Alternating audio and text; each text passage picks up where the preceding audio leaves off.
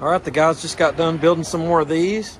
This is about the funnest thing we have at the shop. This is a little 212cc pull start, old school, fat tire bike.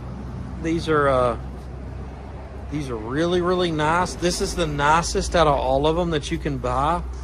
You got to be careful. Some of those Colemans are really cheaper made, like with the framework and stuff.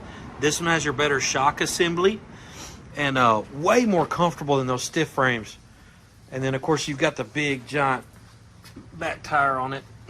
And this has your racing notice. This has your upgraded clutch system, so this runs a little faster. It's got a little more torque than the other ones.